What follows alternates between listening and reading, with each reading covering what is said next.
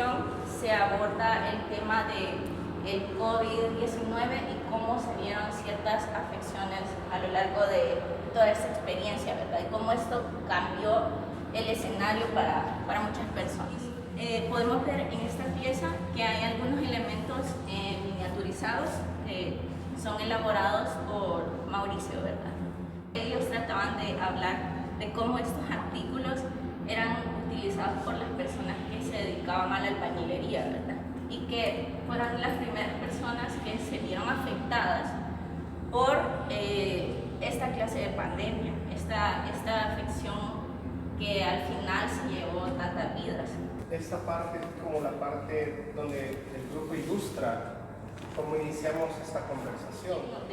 Este diagrama o esta maqueta ilustra la impresión de uno de nuestros amigos, que es el curador de la muestra, que él particularmente vive en Nueva York, en Brooklyn, y casualmente enfrente de un hospital.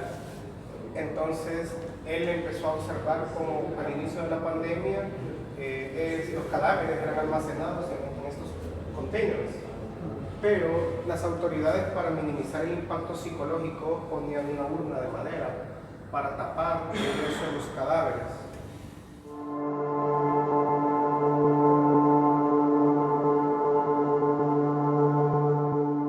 A partir de ahí, Mauricio Esquivel establece un paralelo vida y muerte, es luchar para encontrar una vacuna. Resulta que ya a finales del año ya había ciertas vacunas y casualmente estas vacunas eran almacenadas en the same containers. Entonces aquí se establece el inicio de una conversación entre vida y muerte, que es como el detonante de lo que vamos a ver a continuación. En esa ocasión, Mauricio Esquivel me mostró el trabajo de Luis Soriano y empezamos a establecer conexiones entre la narrativa de Luis Soriano, mi narrativa, que en ese momento yo estaba colonizando pedazos de tierra. A partir de esa sensación de extinción, el grupo comenzó a especular sobre el presente y sobre el futuro. Y comenzamos a imaginar ciudades fuera del planeta Tierra, porque en ese momento la pregunta de extinción estaba vigente: ¿qué va a pasar?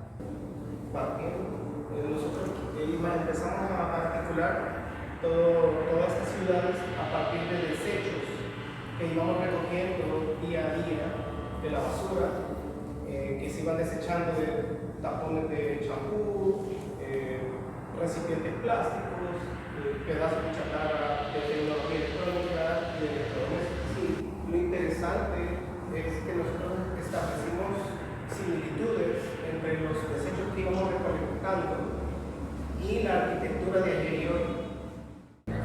Es continuando con la narrativa. Aquí estamos recreando una planta de extracción energética en otro cuerpo celeste o en otro paisaje, porque esto es una especulación.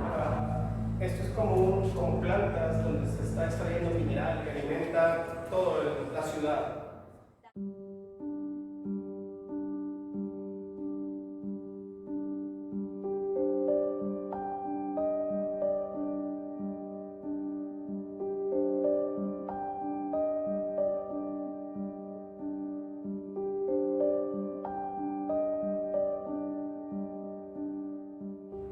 En esta parte del recorrido ustedes van a poder apreciar dibujos que representan especies de plantas que vienen de Asia, sobre todo de Asia, pero que han sido, digamos, atesoradas por los habitantes en una ciudad como Nueva York. Entonces, a Mauricio Esquivel le parecía muy interesante documentar las hojas muertas, porque él establecía una conexión con su condición de migrante en un país como Estados Unidos y de cómo las especies a nivel global se van trasladando de lugar en lugar y establecer esta conexión muerte-vida. Por ejemplo, esta foto también establece una asociación con dos aspectos importantes que nosotros hemos observado en la naturaleza.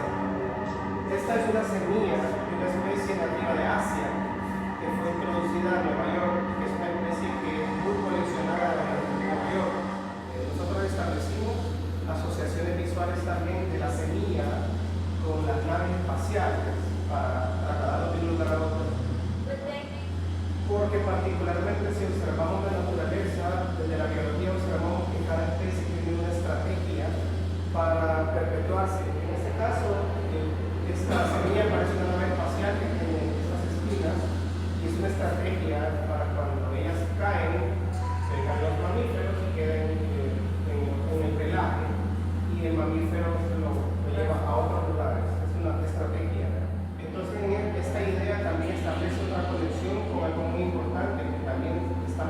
acá, que es la migración, los procesos de migración y desplazamiento de especies y de nosotros mismos. Estableciendo este paralelo, volvemos a este recorrido al diorama y establecemos una relación orgánica con el pasado. Empezamos esta parte de la narración con el pasado ancestral, y es donde se vincula el trabajo del colega Edwin Soriano, que establece un paralelismo entre accidentes geográficos, pero también como vestigios de presencia humana prehistóricas o de civilizaciones pasadas.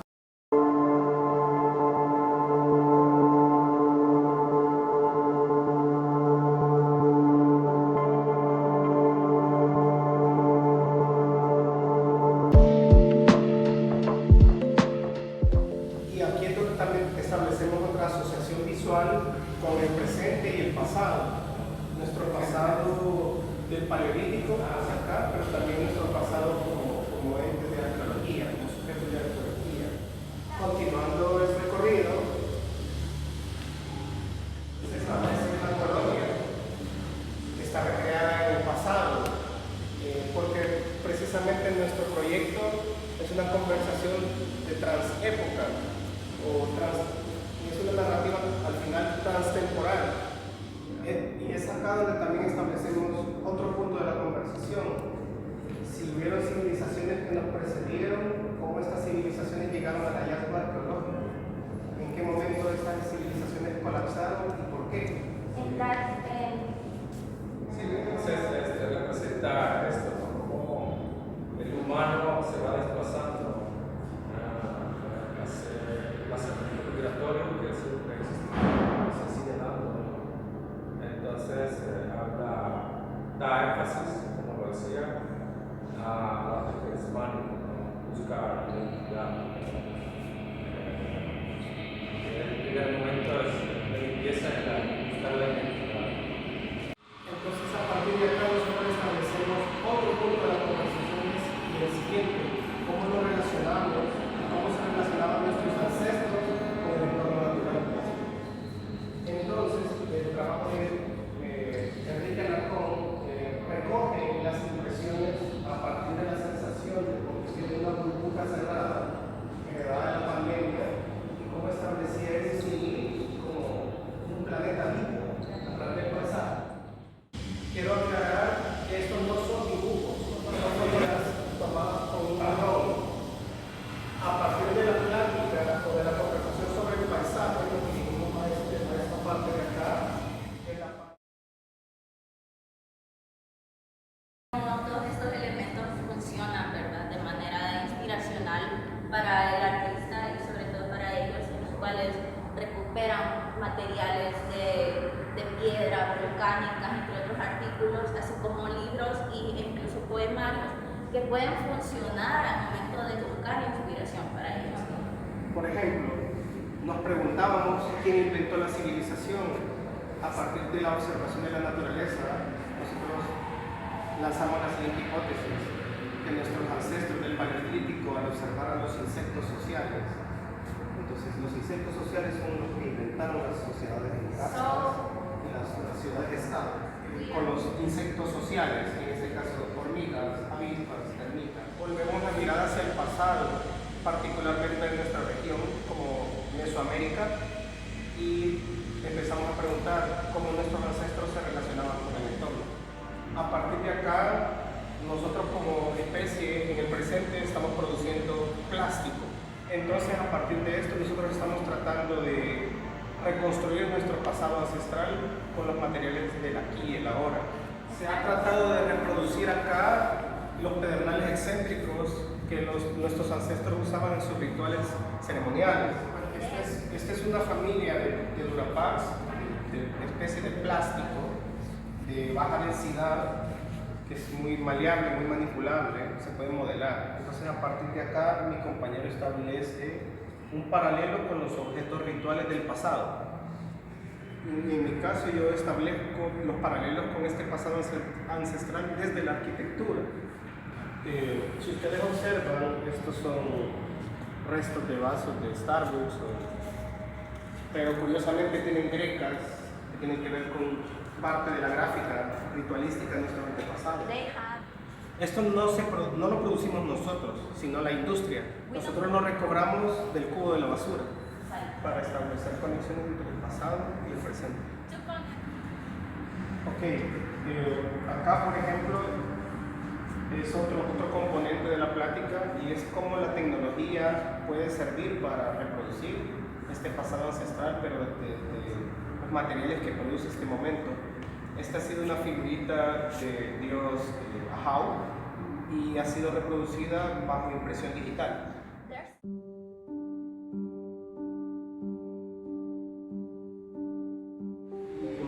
Y acá podemos ver nuestra semilla nave espacial que estaba en And you la can see the sea life. Tóquenla. Sí, sí. It's very different. Podemos ver la estrategia evolutiva para diseminarse y perpetuarse en la vida.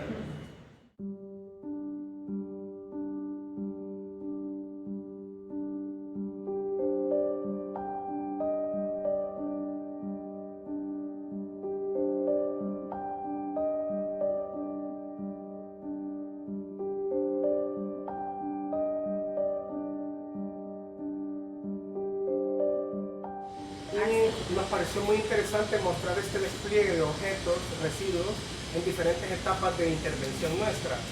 Por ejemplo, los objetos tal cual, recién recogidos del cubo de la basura, son las tapaderas de los dispensarios de alcohol gel, pero establecemos un símil con la arquitectura, con las formas de la carrera espacial de nuestra historia reciente.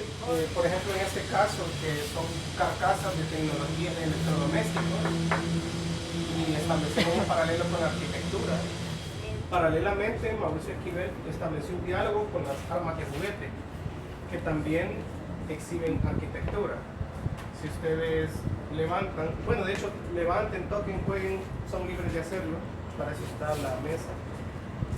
Ustedes pueden jugar con su imaginación y idear sus propias ciudades. Como elemento de las hojas, ¿por qué eligieron la semilla asiática? ¿Por qué eligieron las hojas asiáticas? En este caso, porque nuestro colega reside en esa ciudad de Nueva York y en ese momento de la pandemia le era muy complicado obtener plantas de aquí de América.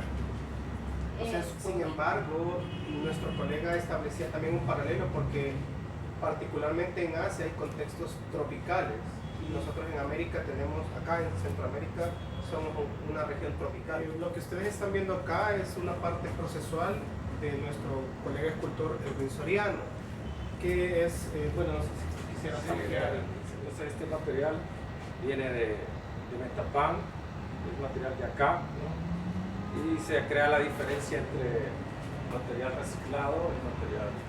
Otra cosa que nos interesó a nosotros del trabajo del colega Edwin Soriano es la relación paralela que existe entre geología, marco ancestral, marco prehistórico y arquitectura, para unir conversaciones del futuro, presente y pasado.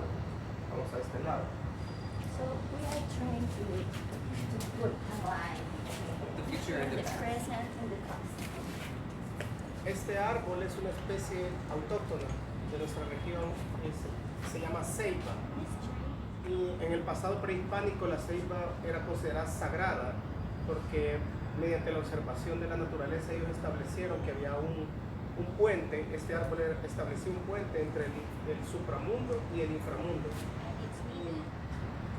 Obviamente la ceiba tenía una conexión muy valiosa para nuestros pueblos ancestrales y es considerada sagrada porque representa también el diseño del cosmos.